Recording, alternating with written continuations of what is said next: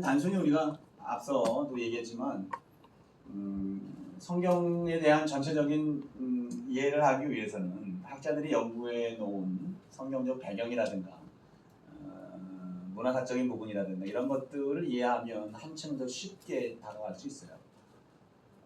앞서 말씀드렸던 간단하게만 언급했습니다만 아버지라고 하는 그 단어 자체가 우리가 예수님이 참 하나님을 아버지라고 여기고 계시는구나 라고 하는 것 정도로서가 아니라 그 당시 문화적으로 하나님을 아버지라고 공공연하게 이야기하는 사람은 없었어요.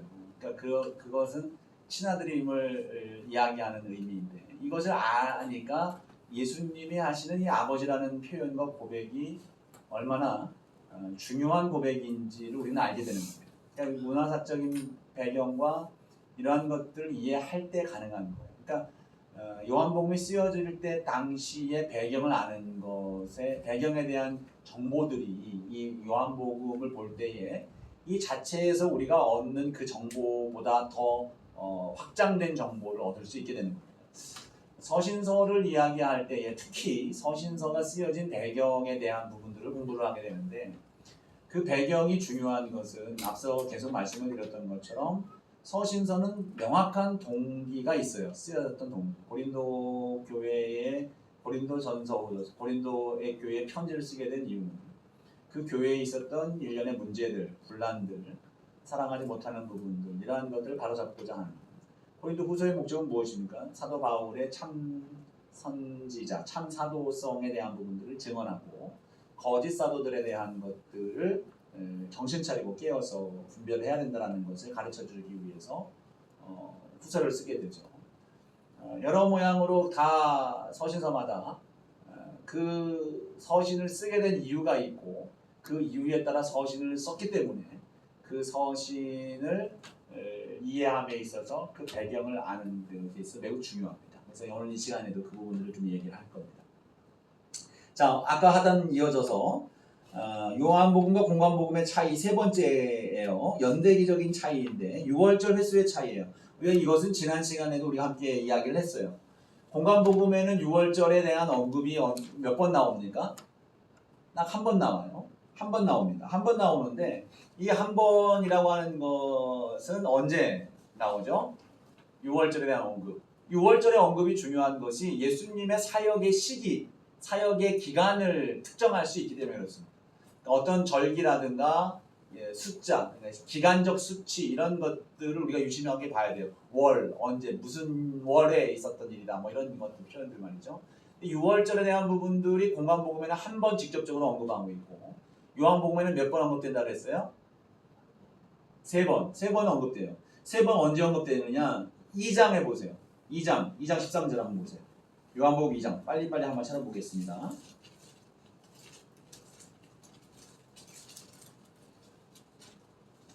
2장 13절 함께 읽어봅니다. 시작. 유대인의 6월절이 가까운지라 예수께서 예루살렘으로 올라가셨더니 첫 번째 6월절이 언급되고 있어요. 첫 번째 6월절이 언급되면서 이 6월절에 예수님께서 예루살렘에 들어가셔서 성전을 정화시키는 일들을 행하시는 거예요. 이때가 첫 번째 6월절이 언급이 되고 있습니다. 두 번째 언급은 6장 4절입니다. 6장 4절.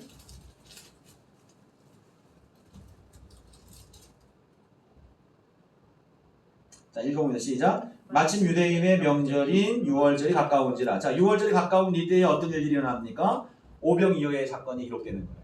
그러니까 오병이어의 사건이 6월절 즈음에 일어났던 사건이다. 자, 그 다음에 마지막 하나는 예수님께서 십자가 지실 때입니다. 11장 55절.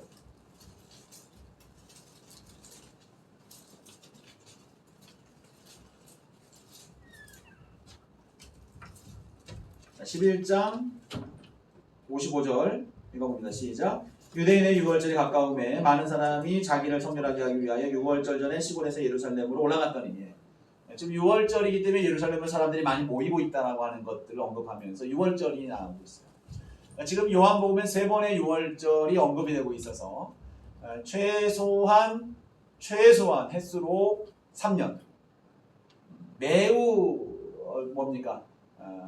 보수적으로 잡는다고 해도 만 2년은 넘는다는 거죠. 만 2년은 넘어요. 그러니까 처음 예수님께서 성전 정화 사건을 하신 이전부터 예수님이 사역을 시작하셨으니까 최소한 2년 이상은 된다라는 거예요. 그 세 번의 6월절 간격이 2년 아닙니까? 그죠?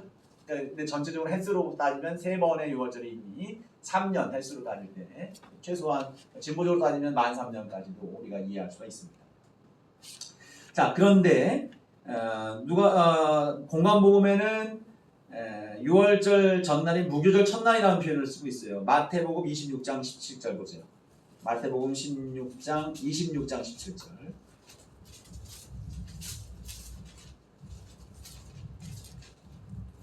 마태복음은? 예, 마태복음 26장 17절. 자, 읽어봅니다. 시작. 무교절의 첫날에 제자들이 예수께 나와서 이르되 6월절 음식 잡수실 것을 우리가 어디서 준비하기를 원하나이까. 예, 자 여기서 무교절이라고 나오죠. 무교절이라는 표현과 6월절 음식이라는 표현이 겹쳐서 나와요. 6월절은 예수님 하나님께서 이스라엘 백성들을 구원하신 출애굽해 주신 은혜를 기억해서 1월 14일 니산월 14일 날에 지키는 절기입니다.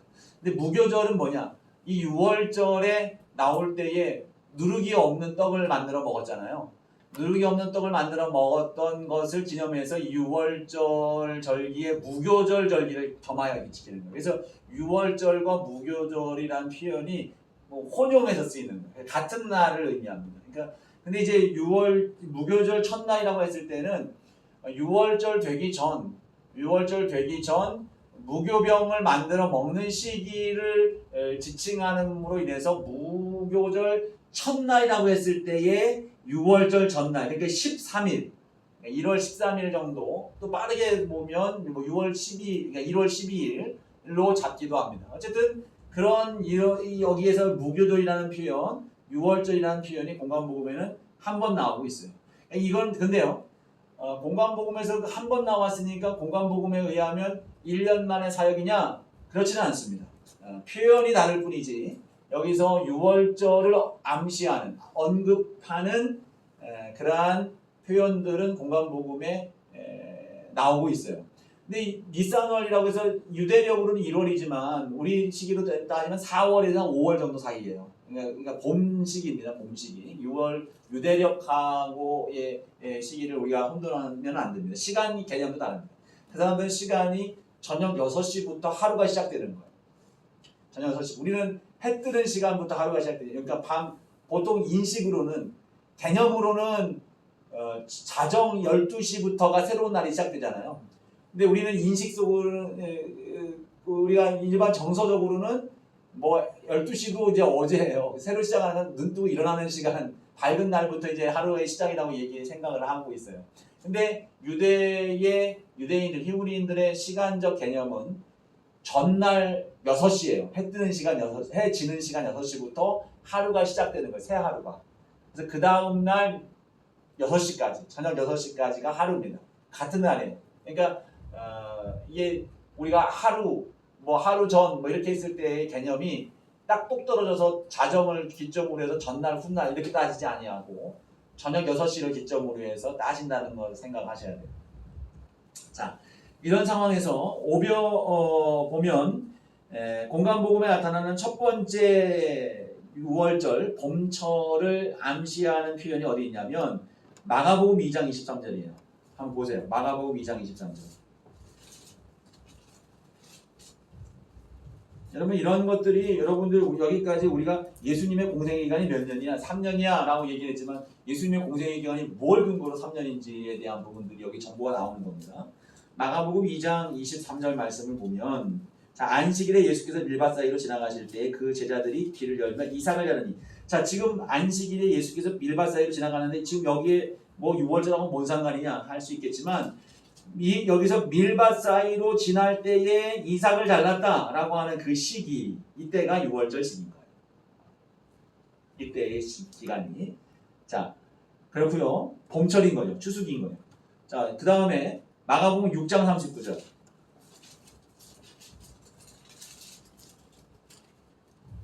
6장 39절. 자, 있습니다. 시작. 제자들에게 명하사 그 모든 사람으로 때를 지어 푸른 잔디 위에 앉게 하시니. 자, 여기서 잔디인데 어떤 잔디예요? 푸른 잔디요. 푸른 잔디의 시기, 6월절 시기, 봄철 시기, 예, 여름철 시기. 자, 이것이 6월절 자체도 우리 시기로 한 4월 정도 되는 시기이기 때문에 이때에 예수님의 사역 자체가 봄의 기간을 지금 세 번째 당하고 있다라고 하는 것을 이해할 수가 있는 거예요. 그러니까 공관복음도 사실은 3년의 시간을 그 정보를 우리에게 제공하고 있는데 직접적인 표현을 따졌을 때에는 6월절 한 번의 언급과 세 번의 언급에 있어서의 차이가 생긴다라고 하는 것. 여러분 이것을 분명히 해야 됩니다.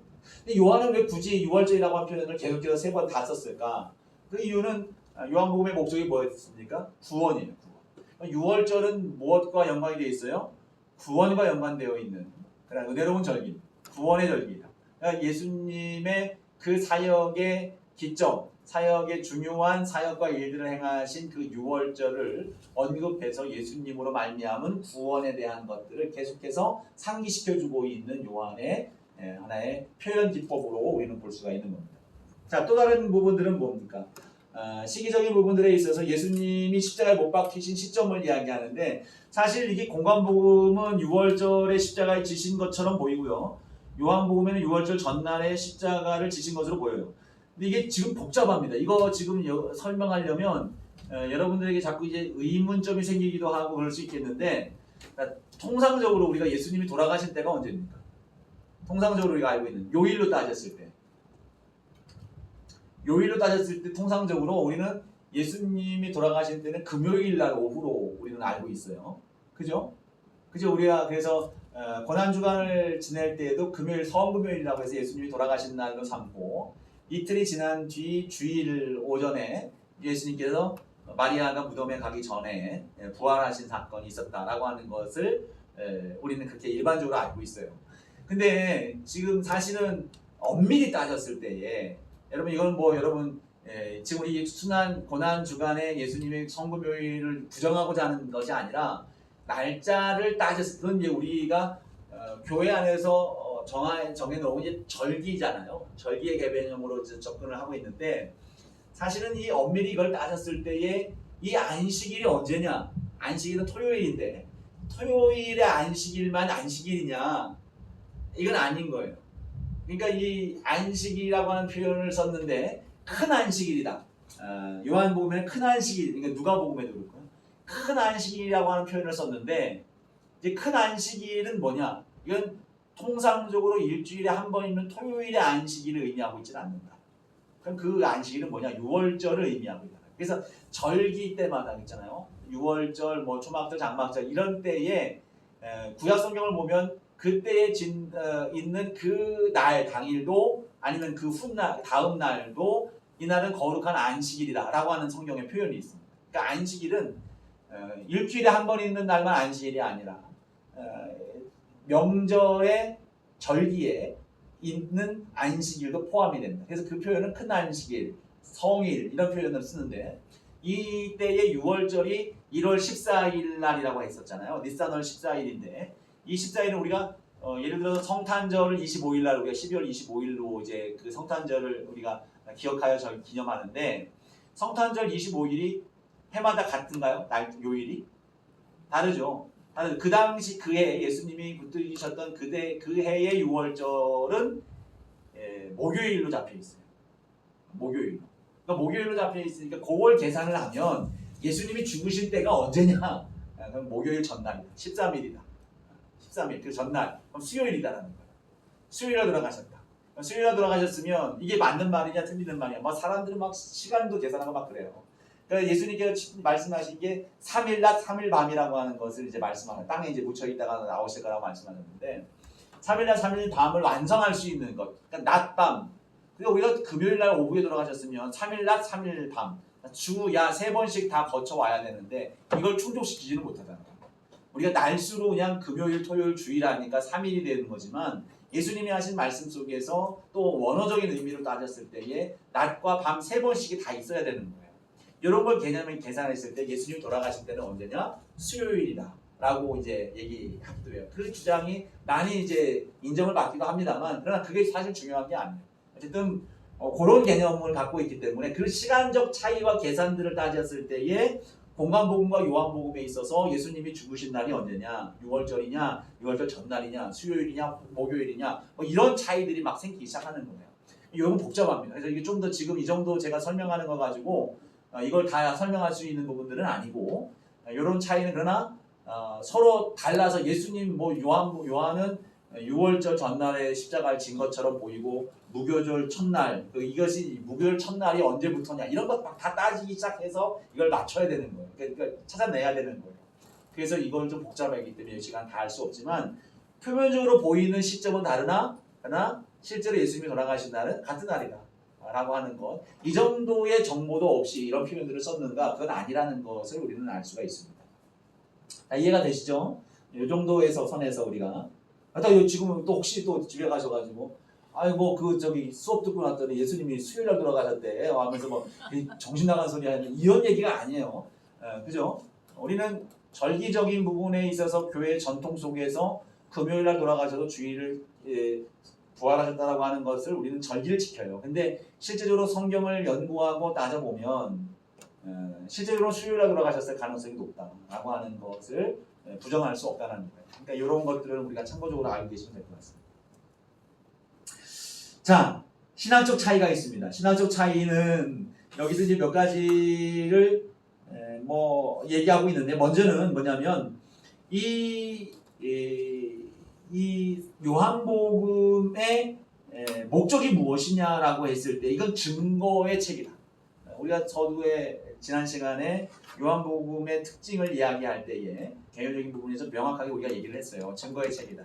실질적으로 이 증거의 책이라고 하는 것을 우리가 보면 여러분 표 있잖아요. 요한의 문헌 중에 마르티리아라고 하는 것과, 이거 증거라고 하는 명사예요. 마르티레오라고 하는 증거하다라고 하는 동사인데, 이 빈도를 비교해 보면 요한복음 빨간색이죠. 요한복음에 보면 14번, 33번에 총 한 47번 정도의 수치가 나오는 거예요. 근데 이제 그죠? 그 다음에 이쪽을 보시면 공간복음에 보면 공간복음에는 이게 나타나지 않고 있죠. 거의 증거라든가 증거하다 이런 표현들이 증언하다. 그러니까 증거라는 표현과 증거하다는 표현이 아니라 우리 성경에는 증언하여라는 표현을 많이 써요. 증언하여 이렇게 쓰고 있어요. 이거는 결국 계속해서 이 요한이 쓰고 있는 표현 속에 증거, 증언 이러한 것들을 반복하는 이유는 결국 이 속에서 서막이 되는 1장 1절부터 18절까지 이르는 예수 그리스도의 메시아, 예수 그리스도의 하나님 되심에 대한 선포에 대한 증거를 계속해서 대고 있는 거예요. 요한은 왜 예수님이 하나님이냐, 왜 예수님이 하나님의 말씀이냐, 왜 예수님이 그리스도시냐라고 하는 것들을 계속해서 증언하고 있는 거예요.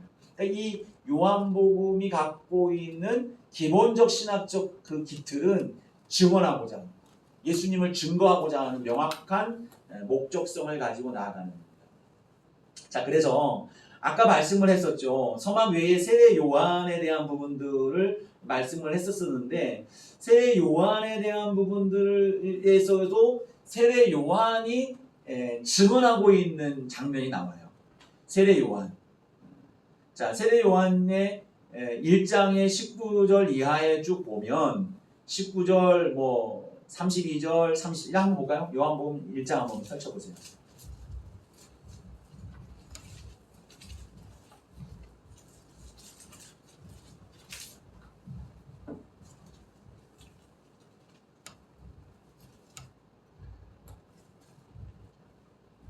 자, 19절부터 보시면 1장 19절이에요. 세례 요한에게 이제 사람들이 와서 네가 누구냐라고 이제 물었을 때에, 내가 누구냐라고 하는 질문이 뭐냐면 네가 그리스도라고 하는 기대감을 가지고 제사장들과 레위인들이 요한에게 찾아온 겁니다. 세례 요한이 지금 그리스도다, 메시아다라고 하는 기대감을 갖는 거예요. 그래서 사람들이 찾아와서 메시아일지도 모르는 세례 요한에게 질문을 했습니다. 당신이 누굽니까? 라고 물어보니 요한이 뜬금없이 나는 그리스도가 아니라고 대답한 게 아니라 그런 의도를 갖고 있기 때문에 대답하는 거예요. 요한이 말하되 뭐라고 말합니까? 숨기지 않고 드러내고 하는 말이 나는 그리스도가 아닙니다.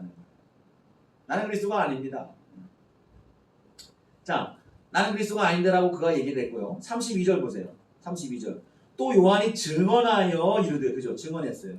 증언하여 이르되 내가 봄에 성령의 비둘기가 하늘로부터 내려와서 그 위에 머물렀더라. 그죠? 자, 누구를 얘기하고 있습니까? 예수를 말하고 있는 거예요. 예수. 자, 예수께서 하나님의 아들이심을, 내가 보고 34절 말씀 보세요. 내가 그가 하나님의 아들이심을 증언하였다. 그러니까 지금 세례 요한이 네가 그리스도냐라고 하는 질문 앞에, 또 그리고 이후에 사람들 앞에 증언하고 있는 증언 속에서 자기는 그리스도가 아니라 예수 그리스도가 하나님의 아들이라고 하는 것을 증언하고 있다는 겁니다. 자, 이것을 말하고 있습니다. 자, 또 이어지는 증언들이 나와요. 5 제자가 이제 쭉 불리움을 받습니다. 35절 이하에 요한의 제자, 세례 요한의 제자가 먼저 예수님께 나와요. 예수님께 나와서, 자,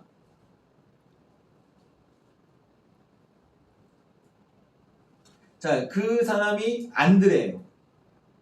안드레. 그 사람 중에 하나, 안드레. 이 안드레가 이제 베드로에게 가서, 게바에게 가서 말을 해요.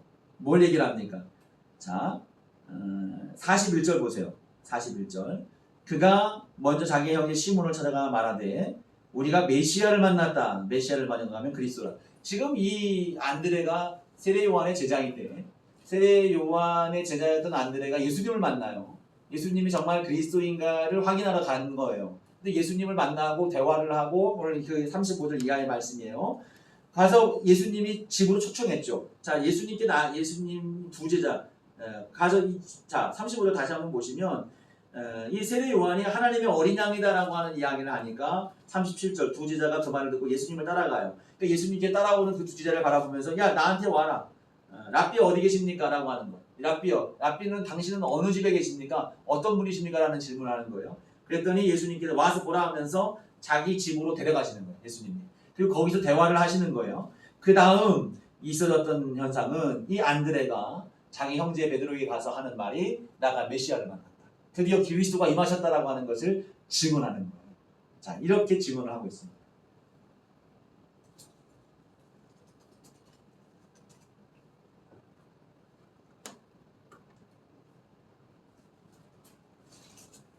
자, 그래서 요한복음의 중심 기조는 증언하는 거예요. 예수님을 증언하는 거. 사람들의 증언, 만남 이러한 것들, 영향력이 있었던 그리스도라 인정받았던 세례 요한이 증언하고 있고, 세례 요한의 제자였던 사람들이 세례 요한을 대하여는 그리스도라 하지 않았던 그 사람이 자발적으로 자기 형제에 가서 증언을 하고 있어요. 그리스도. 그리고 이런 증언들을 처음부터 선포를 하고 있는 겁니다. 자, 그 다음 2번째는 뭡니까? 깊고 높은 기독론, 구원론, 성령론, 삼위일체론이 전개되고 있다 라고 되어 있죠. 예수님이 스스로를 선포하시는 겁니다. 나는 무엇이다. 나는 생명의 떡이다. 나는 생명의 빛이다. 나는 뭐예요? 양의 문이다. 나는 선한 목자다. 나는 길이요, 나는 부활이요 생명이다. 나는 길이요 진리요 생명이다.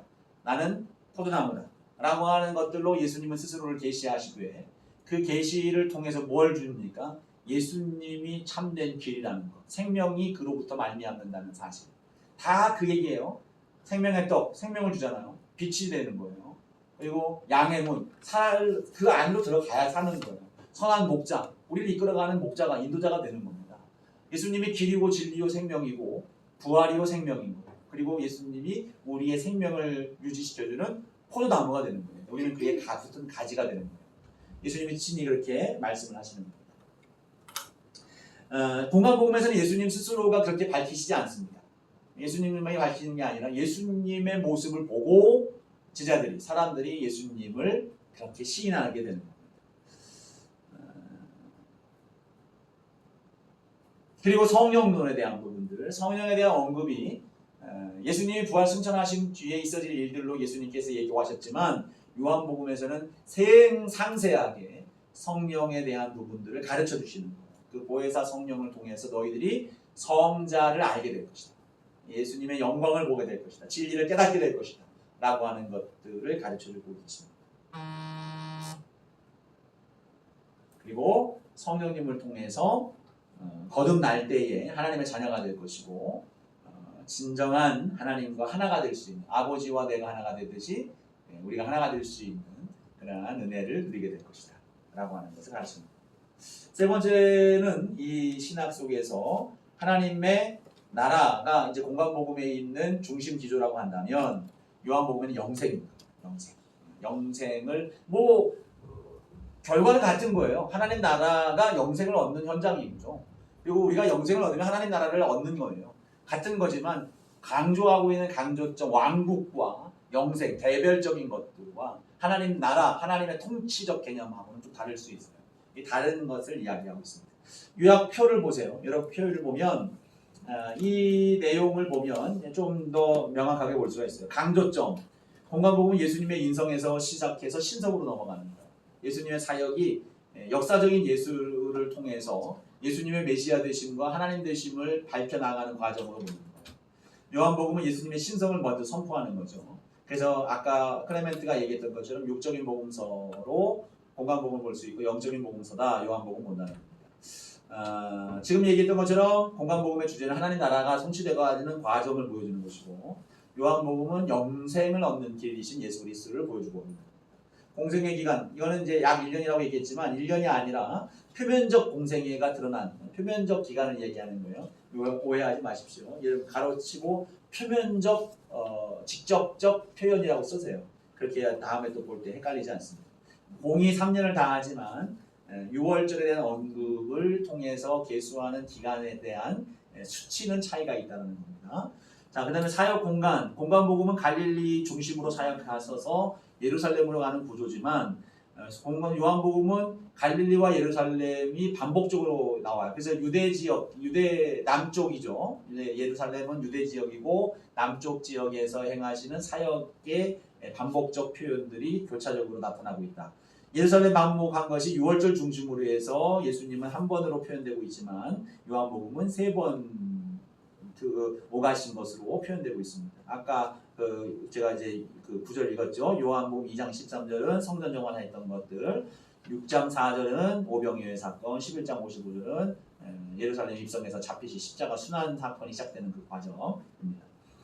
자, 예루살렘 체류 기간 고단 주간 한 주간이라고 보이지만 상당한 기간 예수님이 체류하는 것으로 보여주고 이것이 상치되는 게 아닙니다. 예, 말씀드립니다만 요한복음은 마태복음, 마가 공간복음에서 갖고 있는 부족한 정보, 다 자기가 갖고 있는 완성할 수 있는 정보들을 더 추가적인 것이어서 여러분 이걸 공간복음과 요한복음을 두루 같이 봄으로 인해서 하나의 완성된 예수 그리스도의 일생과 예수님의 사역과 예수님의 가르침과 말씀들을 우리는 완성해 나가야 되는 겁니다. 상치되는 게 아니에요. 그래서 한 주간이 아니라 여러 번 왔다 갔다 한 걸로 알아야 될 것이고 성전 정화도 보면 사실 공간복음에는 공생의 말기에 예루살렘에 들어가서 하신 것으로 볼 수 있고 요한복음에는 공생의 초기에 하셨는데 두 가지 견해입니다. 하나는 예루살렘에 들어간 이 시기에 대한 부분들을 어떻게 이해하느냐에 따라서 이게 동일한 사건으로 볼 수가 있고 또 하나는 뭡니까? 공생의 초기와 말기에 두 번의 이 정화 사건이 있었다라고도 이해할 수가 있습니다. 그것은 정확하게 우리는 알 수 없지만 그렇게 우리는 겹쳐서 생각할 수 있어야 된다는 겁니다. 세례 요한의 투옥 있고 없고의 차이가 있고요. 자, 인자의 개념 예수님에 대한 것이죠. 메시아죠. 공간복음에는 고난의 의미가 강하다면 요한복음 고난의 의미라고 하는 것은 사람으로서 수고와 노력들이 많다는 수고함이 많다는 거예요. 그리고 요한복음에는 영광 예수님의 영광 하나님으로서 가르치시는 말씀 강화 이런 것들이 좀 차이가 있죠. 이것을 이제 강화시키는 겁니다. 메시아이에 점층적 계속 말씀했죠. 점점 메시아를 고백할 수 있도록 이끌어가는 차원이라면 구조라면 요한복음은 선포를 딱 해놓고 그것에 대한 증언들을 해나가는 그런 방식으로 요한복음이 전개가 됩니다. 유대인의 배척, 유대인에 대한 배척들은 민족적인 배척이 이제 공간복음에는 나와요. 사람들이 다 배척하고 있다면 요한복음에는 사람들의 배척이라기보다는 종교 지도자들의 배척으로서 국한되는 모습으로 비춰지고 있습니다. 예수님의 가르침, 강화 형태, 여러 비유들로 통해서 가르쳐주신 공간복음과는 달리 강화하는 어떤 사건과 연관된 설교의 말씀으로 이어지고 있고 축기 기사가 있고 없고의 차이가 있다. 자, 이렇게 봅니다. 여러분 그 뒤에부터 덧붙여져 있는 사복음서 대조표가 있어요. 사복음서 대조표가 있는데 이거는 여러분 좋은 자료입니다. 매우 좋은 자료예요. 이거를 여러분 설교를 준비하든지 성경을 연구할 때에 복음서를 준비할 때라든가 이건 지금 전체적으로요. 사복음서에 나타나는 그 모든 것들을 최대한 사건의 이 순서대로 기록을 써놨어요. 여기에. 그러니까 예수님이 처음부터 시작해서 족보로부터 시작해서 쭉 연대기적인 시간적인 흐름에 따라서 이렇게 될 거다. 여러분 오해하지 말 것은 복음서가 쓰여졌다고 해서 그것이 전부 다 사실은 시간적 흐름에 따른 기록이다라고 볼 수는 없습니다. 이 편집자에 의해서 기록자에 의해서 이 순서가 뒤바뀌어질 수는 있어요. 그러니까 마가복음, 마태복음, 누가복음, 요한복음의 시차적 차이가 자꾸 나타나는 이유가 그것의 그 저자가 여기에 대해서 시간적 개념을 전제하지 아니하고 전체적인 맥락으로는 시간적 흐름을 배제하지 않고 흘러가다가 필요에 따라서 이때 강조하고 싶은 부분들, 더 확장하고 싶은 내용들이 있을 때 그 순서를 변경한 상황들은 보여지게 됩니다. 그래서 그러한 것들은 큰 문제가 되지 않아요. 그래서 복음서는 우리가 복음서를 연구할 복음서를 이야기할 때 공관복음서 이야기할 때 언급하는 부분이긴 합니다만 복음서는 역사서가 아니에요. 역사서가 아닌데 복음서라고 하는 독특한 문학적 형태가 있는 거예요. 사도행전은 역사서적 개념을 갖고 있으면 동시에 편지죠. 사도행전은 편지인 거 아세요? 사도행전 편지예요. 역사서로 분류되기도 하지만 그러나 실제로는 편지입니다. 왜냐하면 사도행전 1장 초기에 써 있어요. 자, 사도행전 1장 한번 보실까요? 한번 보세요. 사도행전 이거 공부할 건 아니지만 어쨌든 여러분 말 나왔으니까 확인을 하고 지나가야죠. 사도행전 1장 보세요. 데오빌로여 내가 먼저 쓴 글에는 무릇 예수께서 행하시며 가르치기를 시작하시면서 쭉 하면서 지금 데오빌로라고 하는 사람, 데오빌로라고 하는 총독에게 쓴 편지예요. 기록입니다. 근데 편지를 썼지만 내용 형식은 역사서인 거죠. 기록이죠. 기록. 사건 기록이니까 역사서예요. 그러니까 두 가지의 장르를 다 갖고 있단 말이죠. 복음서, 누가복음도 사실은 이것도 마찬가지. 누가복음도 데오빌로에게 쓴 편지잖아요. 그에게 쓴 기록물이에요. 근데 이거는 그 수신자가, 독자가 정해져 있을 뿐 내용적으로는 복음이다. 복음서다. 장르적으로 그렇다. 그러니까 복음서는 시간적 흐름에 구애받지 않는다. 시간적 배치에, 사건 배치에 있어서 저자의 의도가 성령의 감동에 따랐겠죠. 그것이 포함되어져 있다. 재배치 말이죠. 되어 있어요. 근데 어쨌든 그러한 것들을 최대한 순서적으로 이 사복음 대조표에 순서적으로 기록되어 있어요. 그리고 순서대로 쭉 기록되면서 그 사건을 각 성경별로 써져 있어요. 어떤 성경에 몇 장 몇 절인지 써 있고 예언과 성구에는 예언과 구약에 있는 연관 성구는 어딘가를 기록해 놓은 표이기 때문에 둘, 셋, 넷, 다섯, 여섯, 7페이지죠. 여러분 이거 꼭 보관하세요. 좋은 자료. 좋은 자료. 제가 쓴 거 아니에요. 제가 썼다는 좋은 거라고 얘기하지 않을 거예요. 근데 제가 쓴 거 아니지만 아주 좋은 자료. 참고해서 설교할 때 여러분 그래서 여러분 우리가 마가복음에 있는 예를 들어서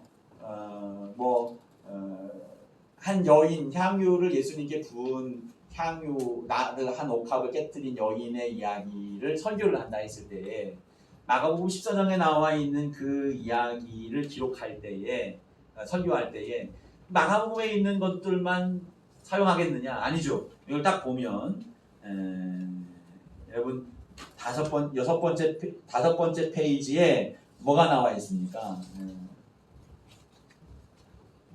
여섯 번째 페이지요. 여섯 번째 페이지에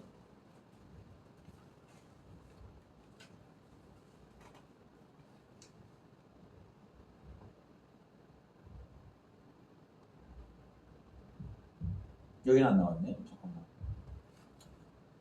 자, 어딘가에 나와 있을 거예요. 어쨌든 여러분 여기 찾아보면 한 여인이 향을 벗는 것을 마가복음, 누가복음, 요한복음 다 공이 기록하고 있단 말이죠. 그러니까 그 어디 있는지 찾아보면서 그 병행 구절이라고 얘기해요. 같이 쓰고 있는 내용들 그것들을 같이 종합해서 그 사건을 바라봐야 됩니다. 그래서 복음서는 이것만 갖고 물론 강해할 때는 좀 다른 얘기가 될 수 있겠지만 그 강의할 때에도 같은 내용을 담고 있는 다른 복음서에 있는 정보와 기록들을 같이 참고해서 하나의 사건으로 보고 설교를 하는 것이 매우 중요해요. 그러면 그 말씀이 엄청나게 풍부해져요. 예를 들어서 또 하나 예를 들면 한 부자 청년 관원이 있죠. 젊은 부자 청년 관원. 이 사람이 한 젊은 부자 청년 관원이라고 하는 이 정보가 한 복음서에만 다 있느냐? 아니에요. 한 청년이 어디에는 한 관원이 젊은 관원이 어떤 부자다 이런 표현들이 각각 있단 말이죠. 이것을 다 두루 누가복음과 마가복음을 섞어서 함께 겸해서 볼 때에 그 속에서 한 부자 청년 관원이라고 하는 정보가 얻어지는 거예요. 이것을 확인하는 건 매우 중요합니다. 그래서 여러분들 성경에 꽂아 놓든지 아니면 서재에 잘 놓으시고 필요에 따라서 잘 활용하는 것이 좋을 것 같습니다. 자, 다음요. 요한복음의 배경입니다. 여기 조금 이제 머리 아프기 시작합니다. 지금까지는 좀 머리 아프진 않았죠? 괜찮았죠? 예. 자, 지금부터 좀 머리 아파요. 자, 요한복음의 배경에 보면 요한복음의 배경이라고 하는 것은 영향을 준 거예요. 영향을 줬는데 이 영향을 하기로 할 때에는 이 요한복음을 쓸 당시의 사상, 문화, 그 배후를 이야기하는 것이고 조금 더 적극적으로 표현하면 요한복음이 쓰여질 때에 이 요한복음을 써야 되겠다라고 하는 도전, 필요성이죠. 이러한 것들이 될 수도 있고요. 또한 요한복음이 쓰여짐에 있어서 참고하고 그 쓰여지는 내용에 있어서 영향을 준 사상 혹은 그 배후, 영향은 긍정적인 면과 부정적인 면 다 포함합니다. 자, 이러한 것들을 우리는 이제 요한복음의 배경이라고 하는 범주에 다 넣을 수 있어요. 이 범주 배경에는 두 가지 큰 전통이 있어요. 헬라적 전통이 있고 유대적 전통이 있습니다. 이 요한복음, 요한은 지금 요한복음을 어디서 썼느냐? 에베소에서 썼다고 봐요. 에베소는 어디입니까? 지금의 터키 지역이죠. 에베소, 소아시아입니다. 그 소아시아 지역, 즉 그 당시에 소아시아 지역에 있었던 헬라적 문화가 강화했던 에베소는 상당한 발달된 도시였고 지금 에베소 유적에 가면 셀축인가요? 셀축 도서관인가? 셀수스 도서관인가? 이름 정확히 모릅니다. 그 도서관에 유적이 있어요. 매우 큰 유적입니다. 그리고 그 사도행전에도 보면 에베소에 도착한 바울의 일행이 도서관 두란노에서라는 서원이 있어요. 서관 도서관이에요. 그래서 이제 가르쳤어요. 자, 그런 도서관이 있었던 큰 도시고 마법사, 마술 행하는 사람들의 갖고 있는 서적이 어마어마하게 많은 서적을 갖고 있었다. 그러니까 그 당시에는 책이 발달이 되어 있었고, 즉 책이 발달되어 있다는 사실은 뭡니까? 당시 헬라의 사상과 철학이 발달되어 있는 상황입니다. 이해되시죠? 그러니까 로마의 지배하에 있지만 시대적으로 그리스, 로마, 헬라 문화가 그 온 세계의 문화가 되어 있는 거예요. 즉 언어로 따지면 헬라어가 만국 공통어예요. 지금 우리로 말하면 영어가 지금은 이제 좀 더 우리나라 말도 막 다른 나라 사람들이 많이 하고 하지만 그러나 아직까지는 영어가 세계 공통어로 본단 말이죠. 뭐 불어도 그렇고 스페인어 영어 하지만 그래도 가장 지배적인 거는 영어란 말이죠. 그 당시도 그러는 거예요. 로마의 큰 지배 속에서 로마의 그 지배 아래에서 헬라어 그리고 헬레니즘 문화 그리고 헬레니즘 문화와 헬라어라고 했을 때에 그 속에 담겨있는 헬라적 철학과 사상 이러한 것들이 그 시대에 있었던 저변에 있었던 배경이고 문화였던 거예요. 가치요 사상이었던 거예요. 그런 상황 속에서 이 요한복음에 미쳤던 큰 두 가지 영향력의 전통이 있습니다. 하나는 필로의 로고스 사상 그리고 영지주의입니다. 필로의 로고스 사상은요. 로고스가 뭘까요? 머리 아프기 시작했어요. 1장에 보면 우리 요한복음 1장에 매우 중요한 사상이 로고스 사상이에요. 이 로고스는 말씀이에요. 말 한 대로. 태초에 말씀이 계시냐. 이 말씀이라는 단어가 헬라어 로고스라고 쓰인 거예요. 근데 이 로고스라고 하는 단어, 이 로고스라는 단어의 배경이 뭐냐라는 것을 우리가 볼 수가 있습니다. 자, 지금 이 요한이 지금 말씀드렸던 것처럼 헬레니즘 문화와 사고 속에 헬레니즘 문화 속에서 이제 복음이 전파되고 있단 말입니다.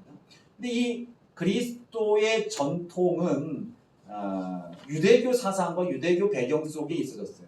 근데 유대인들의 사상 속에는 두 가지의 중요한 가치를 담고 있습니다. 요한복음의 1장에 선포하고 있는 것처럼 첫 번째 하나님의 말씀이라는 가치가 매우 중요해요. 하나님의 말씀. 하나님의 말씀. 하나님의 말씀이 어디부터 나옵니까? 여러분 성경에 보면 하나님의 말씀이라는 표현이 언제 나와요? 태초는 언제예요? 하나님이 천지를 창조하실 때죠. 천지를 창조하실 때에 말씀으로 창조하셨어요. 그러니까 하나님의 말씀이 창조의 방법이었어요. 하나님의 말씀. 그래서 이제 1장에 하나님의 말씀하셨다는 것을 하나님의 말씀과 하나님은 동격으로 보는 거예요. 왜냐하면 하나님이 하신 말씀이니까. 그 말씀 자체. 그죠? 동격으로 본단 말이죠. 근데 이 말씀 사상, 그래서 하나님의 말씀에 대한 인식과 하나님 이 말씀은 그래서 계명, 하나님이 주신 계명, 말씀 이거는 하나님처럼 여겼던 거예요. 하나님의 말씀이니까. 그렇잖아요. 우리가 지금 이 성경도 이건 뭐라고 고백합니까? 하나님의 말씀이에요. 하나님의 말씀. 이것을 우리는 성경을 다른 일반 책과 같이 취급하지 않아요. 하나님의 말씀이기 때문에 하나님이 우리를 구원하실 하나님의 계시하신 말씀으로서 이건 하나님으로 여기는. 근데 요거 하나님이 이렇게 뭐 하는 건 아니지만 이 말씀에 담긴 내용들, 이 성경 안에 담겨 있는 모든 내용이 하나님의 말씀, 하나님으로 여기는 거예요. 그래서 그 하나님의 말씀의 완전성을 우리가 얘기하기도 하고요. 근데 또 하나 하나님의 말씀처럼 여기고 있는 가치가 하나 있었습니다.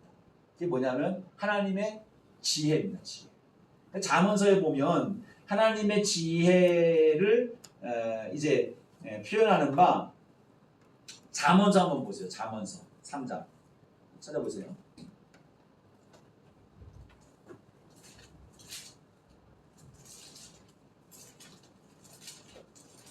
여러분한테 좀 어려울 수 있지만 여러분 이거 요한복음 할 때 짚지 않으면 안 되는 부분들이어서 한번 짚고 나가는 겁니다. 우리가 그냥 말씀 내용만 이건 이거다라고 하는 것을 앞서 서두에 제가 장황하게 말씀드렸던 이유가 그거예요.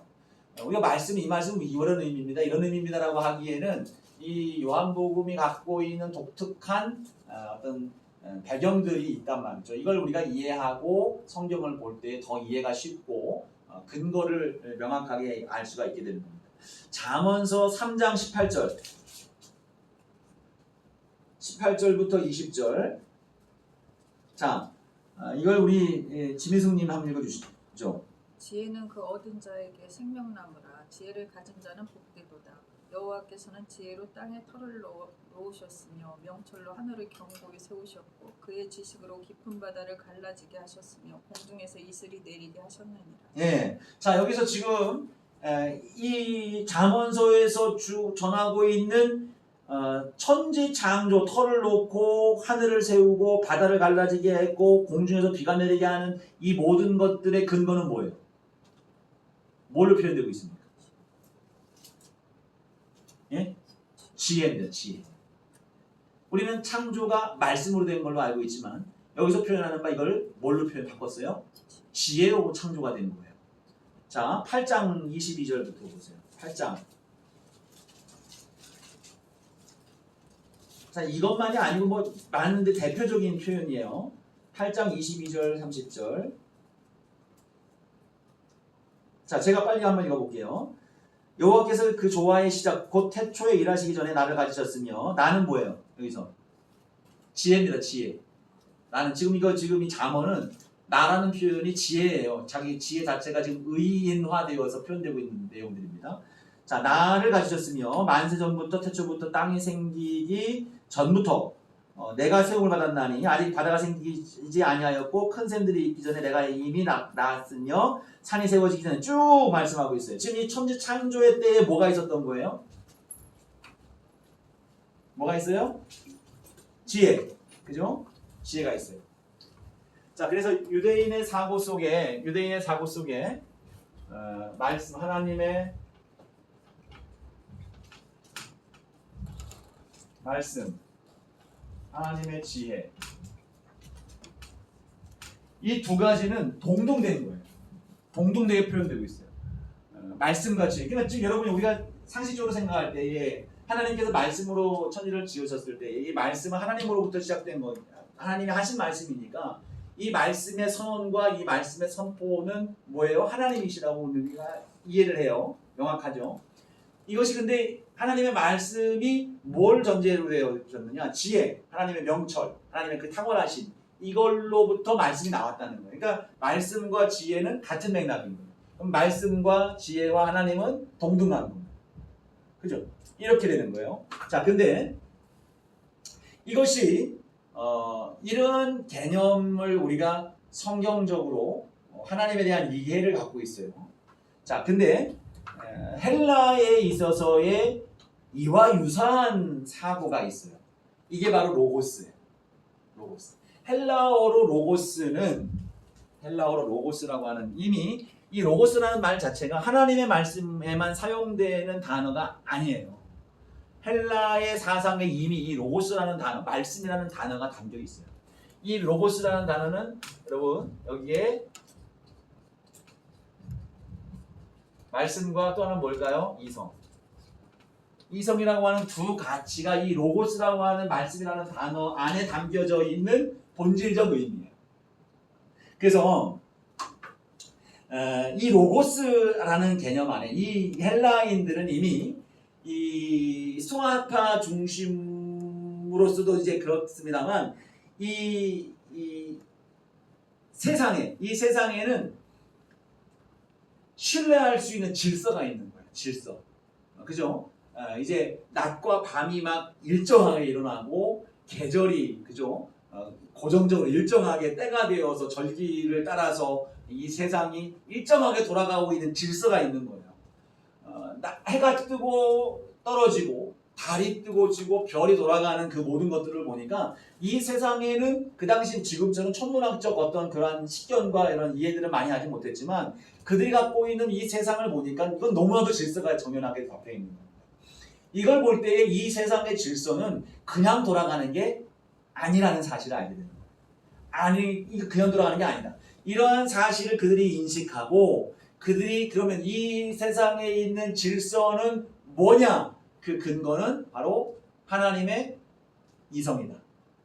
라고 해석하는 거예요. 근데 여기서 하나님은 사실은 여호와 하나님은 아니죠. 유대인들이 믿는 하나님은 아니고 신적 절대신이라고 하는 개념을 갖고 있어요. 하나님의 신의 이성이다. 그 이성이 이 세상을 질서 있게 아름답게 이끌어가는 힘이요 능력이다라고 하는 것이 있어요. 그러니까 그들은 이 로고스 사상, 하나님의 신의 이성. 자, 또 사람을 바라보니까 사람에게 이성적인 존재예요. 생각하는 거예요. 창조적인 능력들이 사람들에게 나타난단 말이죠. 그럼 사람들의 이 창조성과 이 이성과 이러한 것들은 어떤 연유로 이러한 존재가 되어졌느냐라고 했을 때에 이 또한 이 헬라 사람들의 사고 속에는 뭐가 있느냐? 하나님의 이성 때문에 신의 이성이다. 이것이 인간들에게 내재되어져 있다. 라고 하는 개념을 그들은 갖고 있는 거예요.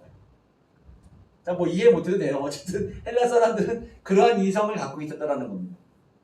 이거를 자 보면 이 신의 대상은 다르지만 이걸 보니까 어떻습니까? 유대적 하나님을 믿는 하나님으로부터 계시를 받은 하나님을 믿는 믿음에 있는 사람들이 갖고 있는 신이해, 하나님의 말씀과 이 지혜라는 것과 그리고 이 헬라 사람들이 사고하여 찾아낸 그 철학 속에서 그들에게 계시된 하나님, 여호와 하나님으로는 그들이 스스로 고백하지 못했지만 그들에게 임하였던 창조적 지혜, 이성 이러한 것들을 사고하여 깨닫게 된 바는 뭡니까? 이 세상과 인간 속에 하나님의 말씀, 하나님의 이성이 존재하여 이 질서를 이끌어간다라고 하는 이 로고스 사상이 담겨져 있는 거예요. 그러니까 결국 근데 이제 문제는 뭐예요? 헬라 사람들은 이걸 이제 이 신을 충족시키기 위해서 제우스니 뭐 다른 신을 찾아가는 게 문제지만 어쨌든 여기서 이제 결국은 동일한 어떤 가치, 개념, 이해, 하나님에 대한 이해에 대한 본질적 같은 맥락으로 나가고 있는 거예요. 이것을 이제 사도 요한이 이 에베소에서 헬라 철학적 배경 속에서 이 로고스 사상을 활용하는 거예요. 그래서 이 유대적 사고 속에서 하나님의 말씀과 하나님의 지혜가 전제되어져 있는 이 사고 속에서 헬라의 문화 속에 있는 로고스 이 말씀이라고 하는 것 가치 속에 담겨져 있는 하나님의 말씀과 이성을 활용하여서 그 단어를 사용하면 로고스라는 단어를 사용해서 예수 그리스도를 선포하는 통로가 된 거예요. 그러니까 결국 뭡니까? 이 말은 너희들이 추구하고 있는 그 하나님의 질서, 너희들이 갖고 있는 신적, 인간의 어떤 이성적 존재와 창조적 존재 이 모든 것들의 근원, 이것을 정말로 구체화시키고 바르게 하나님을 계시하는 통로가 누구냐? 바로 예수 그리스도다. 그 말씀이 바로 지금 우리를 구원하고 우리를 이 세상의 하나님의 구원과 하나님의 창조와 하나님의 그 질서를 유지하는 그 능력으로 임하신 존재가 누구냐? 예수 그리스도다. 마치 그거예요. 바울이 아테네로 전도 들어가잖아요. 아테네로 들어갔어요. 그리스의 아테네로 들어갔습니다. 아테네로 들어갔더니 아레오바구라고 하는 광장에 가서 사람들 저작거리예요. 저작 그 시장 옆에 있는 광장인데 그 광장에 갔더니 사람들이 막 토론하고 있는 거예요. 헬라 사람들 막 그 철학자들이 막 와서 논쟁하기를 좋아하고 토론하기를 좋아하고 자기가 깨달은 걸 막 전하기를 좋아하는 그런 모임에 이 광장에 막 이 사람들이 있는 거예요. 이때 쭉 지나가면서 보니까 이 곳곳마다 신전들이 있는 거예요. 우상의 제단들이 있는 겁니다. 제단들이. 그러니까 이 어느 신의 제단, 어느 신 제단, 어느 신 제단 쭉 있다가 딱 보니까 거기에 뭐라고 써있냐면 알지 못하는 신에게 신을 위하여라고 하는 그런 제단이 자그마하게 있는 겁니다. 바울이 여기에 대해서 딱 착안을 하게 되는 거예요. 그럼 지금 이 그리스 사람들에게 전할 수 있는 예수 그리스도를 전할 수 있는 통로로 삼아야 되겠다라고 하는 것을 생각해내요. 그래서 그리스 사람들에게 말하는 바 뭐라고 합니까? 형제들이여, 여러분, 부형들이여, 내가 여러분들에게 한 가지 너희들이 모르는 거 하나를 깨닫게 해주겠다라고 하면서 뭘 얘기하냐면 너희들 제가 쭉 두루보니까 저 끝에 알지 못하는 신을 위하여라고 하는 제단이 있는데 내가 너희들이 알지 못하는 그 신을 내가 알려주겠다 하면서 여호와 하나님 그리고 예수 그리스도를 전하게 됩니다. 그렇게 하는 거와 마찬가지입니다. 지금 요한이 복음서를 사용하는데 지금 이 요한의 삶의 거처는 이방 지역, 헬라 철학이 만연한 가득한 곳, 이곳에서 이 히브리적 유대적 사고 속에 있는 하나님을 어떻게 전할까? 그 하나님으로 말미암아 이 땅에 오신 예수 그리스도를 어떻게 전할까라고 하는 그러한 고민 속에서 헬라 사상과 철학 속에 이미 로고스 사상이 있는 것을 알고 그 사고를 접목을 시키는 거예요. 자, 말씀이 이해돼요. 근데 이 헬라 철학의 로고스 사상으로 끝나는 것, 제한된 것이 아니라 그것을 넘어서서 그 가운데에 예수 그리스도, 하나님의 아들 되시는 예수 그리스도가 이 땅에 오셔서 이 세상에 구원을 베푸시고 우리를 이끌어 가신다고 하는 사실을 가르쳐 주는 거죠. 자, 이 로고스 사상. 좀 더 설명하지 않겠습니다. 이 정도로 여러분 개념적으로 그 당시 헬라 철학과 사상 속에 그런 이제 필로라고 하는 여러분 필로의 이제 로고스 사상이라고 되어 있는데 그 필로라고 하는 사람은 이제 유대인인데 헬라 철학이 알렉산드리아의 이제 필로라고 하는데 그 사람이 이제 요 부분에 있어서 좀 더 이제 구체적화된 로고스 개념을 이제 세운 사람이라고 보여지는데 그러한 것들 어쨌든 그러한 가치들이 있다라는 겁니다. 자, 이어서 보면 또 하나의 헬라적 사고 속에서 이제 두세계라고 하는 개념이에요. 두세계라고 하는 개념인데 언제나 이제 이 헬라의 사람들, 헬라의 어떤 그러한 사고 구조 속에는 이원론이라고 하는 구조로 세계를 이해를 했습니다. 그러니까 지금 우리가 살고 있는 이 세계는 그림자 세계다. 어떤 다른 원래 원형의 세상이 있는 거예요. 근데 그 세상은 참다운 세상인데 우리는 볼 수 없는, 알 수 없는 세상인 거예요. 근데 지금 우리가 살고 있는 세상은 그 세상의 그림자와 같은 거예요. 그림자와 같은 그러한 세상. 이게 플라톤 사상의 이원론인데 이 우리가 보고 있는 이 세상은 비실제의 세상. 이게 좀 이해가 안 되지만 눈에 보이지만 이건 실제가 아니야. 근데 보이지 아니하는 그 세상이 있는데 그 세상이 정말 참된 세상이고 실제하는 세상인 거예요. 그게 이원론에 있는 이해입니다. 그러니까 예를 들어서 플라톤 사상 속에서 이 펜이 있어요. 이 펜이 있는데 눈에 보이지만 이 펜은 불완전한 거예요. 그냥 모방한 거에 지나지 않아. 그 원래 그 보이지 아니하는 세상에는 완전한 펜이 있는 거예요. 뭔가 우리는 알 수 없지만. 근데 이거는 그냥 모방에 지나지 아니하는 존재다. 뭐 이런 이해예요. 그러니까 이렇게 해서 이제 지금 우리가 살아가는 세상을 그렇게 이해를 했는데, 그래서 이 요한복음에는 아까 우리가 얘기했죠. 요한복음에 두드러지게 나타나는 표현 가운데 하나가 뭐라고 그랬습니까? 참된, 그죠? 참되다, 참된, 참 포도나무, 그죠? 그죠? 이 참되다라는 표현이 자꾸 일어나는 것은 뭐냐면, 이 헬라 사람들이 보이지 아니하는 또 하나의 세계, 원형이 그대로 유지되고 있는 그 세계를 이해하고 있기 때문에 그 세계에 인속한 것이 예수 그리스도다라고 하는 것들을 가르쳐 주는 거예요. 이것도 이 정도만. 참, 이 정도. 그래서 참되다라는 표현하는 것이 헬라 사람들이 이해하기에 너희들이 말하고 있는 그 세계, 이 세계가 바로 예수 그리스도가 이뤄놓는 세계다. 그 분이 실제한 이곳에 내려오셔서 실제한 존재가 예수 그리스도라고 하는 것을 가르쳐 주는 거예요. 그래서 참떡이다, 참빛이다, 뭐 이런 표현들을 계속 쓰는 이유가 바로 거기에 있습니다. 이것이 이제 배경이 되는 거예요. 또 하나, 그래서 이제 예수님께서 나타내신 이 기적도 표적이라고 쓰는 이유가, 표적이라고 말하는 이유도, 이 표적은 단순히 그냥 이것에서 완성된 어떤 일이다라고 가르쳐 주는 게 아니라, 이것은 너희들에게 뭘 알려주기 위함이다? 너희들이 바라고 있는 그 세계, 지고지순한 그 세계, 원형이 가득한 그 세계를 나타내는 하나의 현상이다라고 해서 표적이라고 하는 거예요. 그래서 이걸 가르쳐 주기 위함이다. 그러니까 여기서 그래서 이제 요한복음에서 나타나는 이 기적적인 일들은 매우 건조해요. 사실 표현적으로 표현만 그렇다면, 다른 공간복음에 나타나는 예수님의 기적들은 긍휼히 여기시는 것, 어떤 예수님의 감정적인 것들이 이제 많이 가미가 되어 있다면, 요한복음에서 나타나는 기적적인 일들은 예수님이 어떤 감정적인 것들이 나타나잖아요. 왜냐하면 이것을 다 표적으로 보고 있기 때문에. 그러니까 이것을 너희들이 추구하고 있는 그 세상, 바라는 그 세상을 나타내는 하나의 현상이다. 이를 통해서 너희들이 가르쳐준다라고 하는 것을 드러내는 그런 현상이 되는 거예요. 그것을 하나님의 영광을 위해서 행하는 일이다.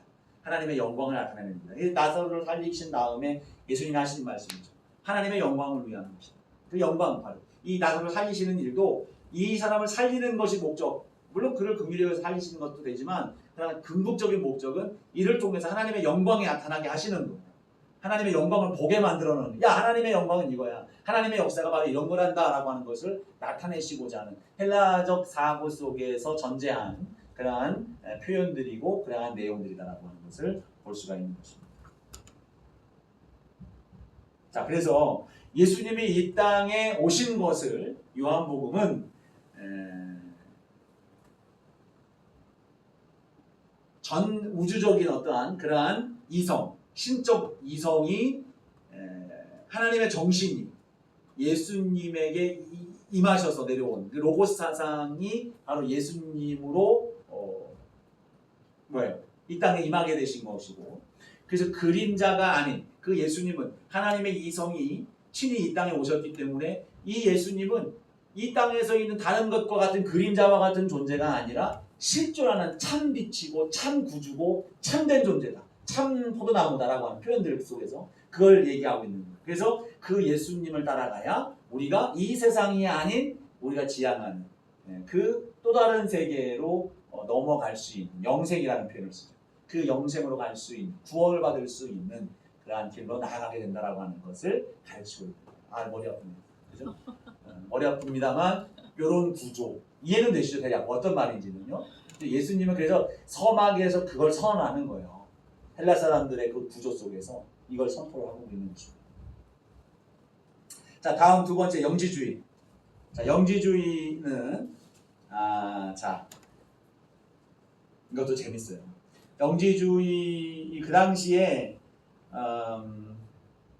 두 가지 큰 이단이 있다고 볼 수 있어요. 하나의 이단이 뭐 앞서 아까 말씀드렸던 세례 요한을 따르는 사람들도 하나의 그리스도에 대한 반발적 어떤 신앙 가치를 갖고 있어요. 그러니까 그러한 상황 속에서 그리스도를 믿는 믿음 가운데 구원에 이르러야 되는데 세례 요한에 대한 지위가 높아지니까 여기에 대해서 사도 요한이 이 부분을 바르게 잡아야 될 필요성을 분명히 느끼게 되는 겁니다. 그래서 요한복음에 보면 세례 요한에 대한 부분들을 같이 이제 뭡니까? 공관복음에서는 세례 요한의 사역이 끝난 뒤에 예수님의 사역이 시작되는 것처럼 보이도록 이제 기록이 되어 있는데 요한복음은 예수님과 요한의 사역이 같이 동시대적으로 동시에 일어나고 있어요. 요한의 사역은 요한의 사역대로 있고 예수님의 사역은 예수님의 사역대로 있다는. 그러니까 예수님이 세례 요한의 뒤를 계승한 자가 아니라는 것에 대한 명확한 전달을 주고자 하는 것들이겠죠. 그런 상황 속에서 이제 아까 우리가 찾아봤던 것처럼 요한은 자신이 스스로가 증언하는 바 나는 그리스도가 아니라고 하는 표현을 썼고요. 요한복음 1장 8절도 보면 한번 봅시다. 요한복음 1장 8절.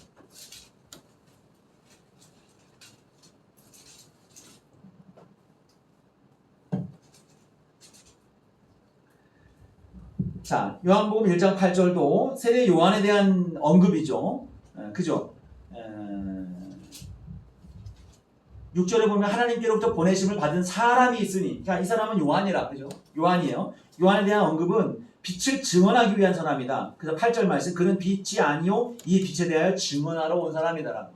그러니까 요한의 지위를 명확하게 설정을 해주는 거예요. 자, 너희들 착각하지 마라. 요한은 빛이 아니야. 빛을 증언하러 온 사람일 뿐이야 라고 하는 것들을 언급을 해주는 거예요. 물론 이것이 전체적인 맥락 속에서 굳이 세례 요한을 따르는 사람들에게 주고자 하는 메시지였는지는 명확치 않습니다. 그러나 여기서 이 세례 요한을 언급하면서 드러내는 이유는 세례 요한을 기억하고 세례 요한을 추종하는 사람들은 분명히 있는 그 상황 속에서 세례 요한의 포지션을 명확하게 정해주는 거예요. 이 사람은 여기야. 이것 그 이상이 아니야 라고 하는 것들을 알려주는 겁니다. 그래서 그 당시에 있었던 세례 요한에 지지하는 그러한 잘못된 신앙관을 바로잡아주는 그러한 상황 속에 있어지는 거예요. 근데 또 하나가 뭐냐면 세례 요한의 지지자들 말고 중요한 게 지금 두 번째 헬라의 사상 배경이라고 했는 것처럼 영지주의예요. 영지주의는 그노시스주의라고 하는데 이 영지주의는 하나님으로부터, 그러니까 신으로부터 계시를 받은 지식으로 인하여 구원을 받는다라고 하는 개념을 갖고 있는 사람들이에요. 근데 이제 좀 사상이 좀 재밌어요. 재밌다기보다도 좀 그렇습니다. 어쨌든 이것도 이제 이원론적 사고 속에서 이제 나타나는 그러한 이단적 사상인데, 자, 신이 있어요. 절대적 신이 있습니다. 절대적 신은 게노시스에 이제 하나 있어요. 이 절대 신이 있는데 절대 신은 아까 얘기했죠. 이원론적 사고 속에서 이 세상과 신이 거하는 그 세계는 다른 세계예요. 지금 이 세상에는 그림자의 세계고 그 신이 있는 세계가 원래의 세상인 거예요. 그 세상, 근데 이 세상은 지고지순하고 거룩하고 아름다운 세상이고 이곳은 타락한 세상인 거예요. 좋지 않은 부패한 세상이에요. 그래서 이 세상과 이 두 개는 섞일 수 없는 거예요. 단절되어 있어요. 이거는 거룩한 곳이고 여기는 죄악 가득한 곳이어서 나뉘어져서 섞일 수 없는 상황이에요. 근데 이 그노시스주의자들이 갖고 있는 생각은 뭐냐면 신이 있습니다. 절대 신이 있는데 절대 신은 이 땅에 관여하지 않아요. 근데 절대 신이 계속해서 분비물이 나와요.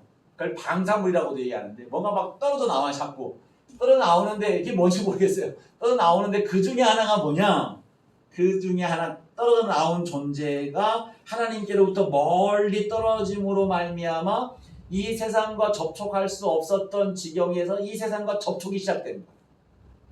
자, 그래서 이 세상과 접촉이 됨과 동시에 그 방사물의 존재가 세상을 창조하기 시작합니다.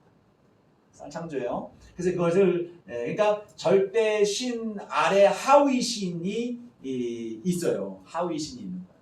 그 하위 신 가운데에 그 하위 신이 제우스예요. 그리스 로마 신화에 보면 제우스가 창조 신 아니에요?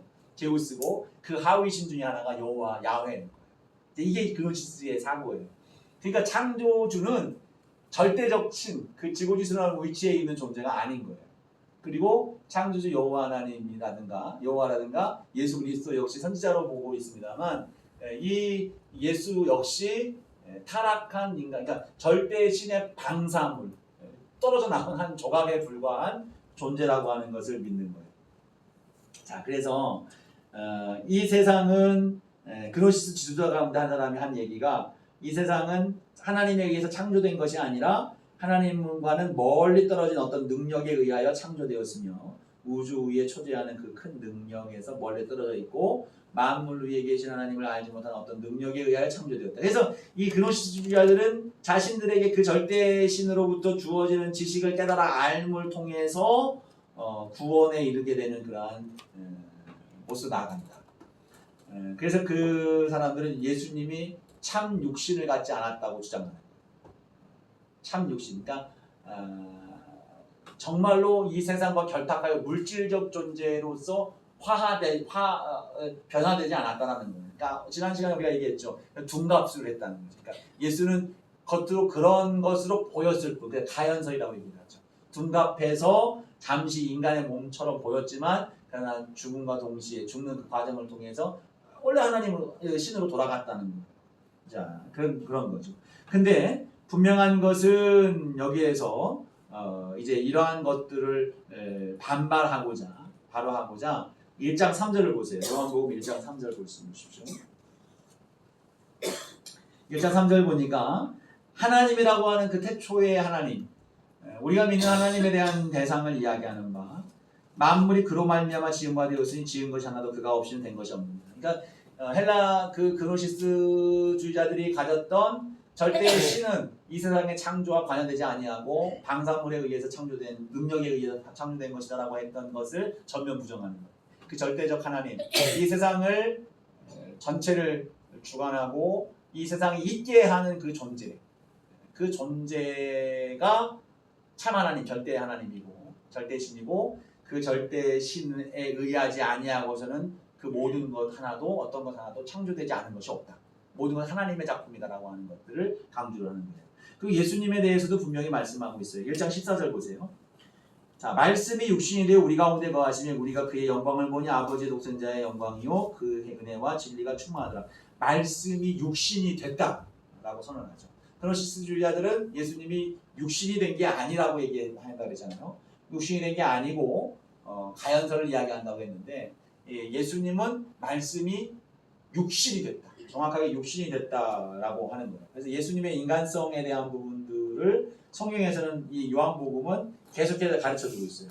육신에 대한 부분들. 자, 화를 내셨고 또 실질적으로 피곤하셨어요. 4장 6절 사마리아 수가성 여인과의 만남 속에서도 예수님이 목마르고 피곤하셨단 말이죠. 앉았다라는 거예요. 그리고 배고픈 사람들에게 음식을 주는 것처럼 이 수가성 여인이 또 이 음식을 공개를 하게 되고 또 6장도 보면 배고파하는 사람들을 동정하셨고 또 눈물도 흘리셨고 목마름을 이야기도 하셨어요. 여러 가지 이게 가연적인 것이 아니라 실제 사람으로서의 어떤 그 육신을 입고 있는 존재로서의 모습을 드러내고 있단 말이죠. 근데 중요한 것은 그 사람의 모습을 갖고 있음과 동시에 예수님의 신성을 드러내고 있어요. 신성, 동시적인 내재성이죠. 예수님의 신성을 어디서 말하고 있느냐? 8장 58절, 요한복음 8장 58절 보면 아브라함이 나기 전부터 내가 있었다. 예수님이 그 말을 하죠. 그랬더니 사람들이 야 나이 40도 안 된 사람인데 어떻게 저런 말을 하냐? 말도 안 되는 소리 하고 있어. 그 얘기를 하고 있어요. 한번 볼까요? 8장 58절.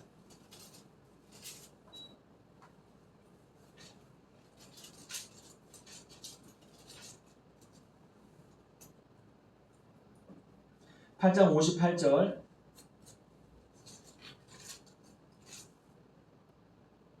예, 있습니다. 시작. 예수께서 진실로 진실로 너희에게 이르노니 아브라함이 나기 전부터 내가 있느니라 하시니 그들이 돌로를 들어 치려 하거늘 예수께서 숨어 성전에 들어가셨다. 자, 50절에도 보면 유대인들이 이르되 내가 아직 50세도 못 되었는데 아브라함을 보았느냐. 아브라함 봤다고 아브라함에 대해 얘기를 했더니 50세도 못 되었는데 아브라함 봤느냐 했더니 내가 아브라함 낳을 때부터 있었어 라고 예수님의 신적 존재임을 말씀하고 있죠. 자, 하늘에서 내려온 만나라고 예수님이 친히 자신을 생명의 떡이심을 말씀하시면서 6장에서도 언급을 하셨어요. 그리고 예수님은 전지적인 부분들을 요한복음에서 강조하고 있습니다. 사마리아 여인의 상태를 알고 계셨죠. 너 지금 남편도 네 남편이 아니구나 라고 하는 표현을 통해서 알고 계셨어요. 5장에도 베데스다 연못가에 있는 사람의 병의 상태를 알고 계셨어요. 그리고 오병이의 역사를 할 때도 빌립이 어떻게 대답하는가 라고 보시고자 물어보셨어요. 너희들이 가지고 있는 것이 무엇이냐. 아니, 지금 상태를 다 알고 계시는 거예요. 전지성입니다. 유다가 예수님을 팔아버릴 것을 알고 계셨어요. 그리고 자신이 예수님이 죽으셨다 살아나실 것에 대해서 알고 계셨어요. 다 그것들을 알고 계시는 예수님의 전지성을 요한복음은 계속해서 언급을 해요. 그러니까 참 하나님이시고 참 사람 되신 존재이라는 사실을 그 당시 그노시스 영지주의자들에 의해서 참 사람 참 하나님을 부정받고 있었던 예수님에 대한 부분들을 명확하게 지금 복음서에서 전하고 있는 그러한 모습이 됩니다. 그러니까 이 영지주의자들을 반박하기 위해서 쓴 글이라고 볼 수는 없지만 목적성 자체가 그러나 그 속에 담겨져 있는 표현 속에서는 영지주의자들이 주장하는 그런 가연설이라든가 또 신인식 이러한 것들을 전면적으로 바르게 잡고자 하는 그런 의도를 가지고 그 속에 명확하게 표현을 쓰고 있고 로고스라고 하는 표현 아까 제가 잘못 표현했고 한 부분도 한 편이 있습니다만 어쨌든 로고스의 개념을 통해서 헬라적 사고 속에 있었던 이 세상의 질서와 사람에 있었던 이끌어가는 그런 모든 능력과 힘의 원천이 하나님이시고 그 하나님의 로고스가 말씀이 육신이 된 존재가 예수 그리스도라고 하는 사실을 이 로고스 개념을 통해서 전해주고 있는 거예요. 그러니까 헬라적 사고의 여러 가지 상황들을 활용도 하고 그것을 바로잡기도 하고 하면서 요한복음이 쓰여지고 있다라고 하는 것이 이 배경이라고 볼 수가 있습니다. 자, 그러면서 유대적 전통들 그 이후에 여러분 보시면 이건 뭐 쭉 눈으로 보셔도 충분히 이해할 만한 내용들입니다. 구약 성경에 대한 인용들 시편을 가장 많이 인용하셨고 또 시편을 사용하는 바 거기서도 이제 율법이라는 표현을 썼어요. 여러분 이 성경 구절을 찾으면 거기에는 율법이라고 쓰여 있고 미주에 보면 그게 시편 몇 편이라고 써 있는 그런 것들을 볼 수 있어요. 그러니까 시편도 율법의 범주에 포함되고 있다라고 하는 것을 말하고 있습니다.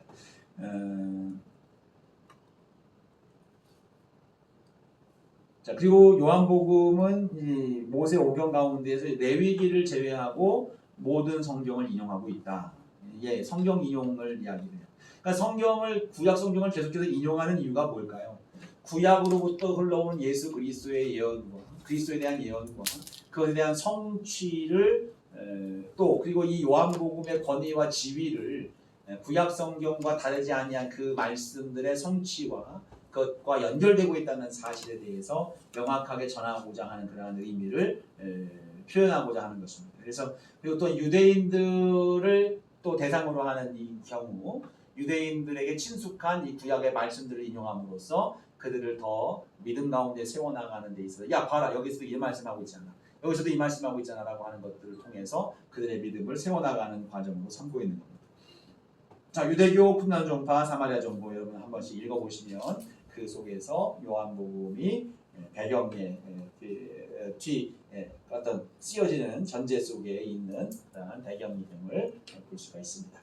자, 조금 피곤한 내용들이었지만 여러분 대략 이 요한복음이 쓰여진 배경 속에서 여러분들이 가져야 될 기본적인 이해들에 대한 부분들을 했기 때문에 여러분들이 이런 부분들을 숙지하고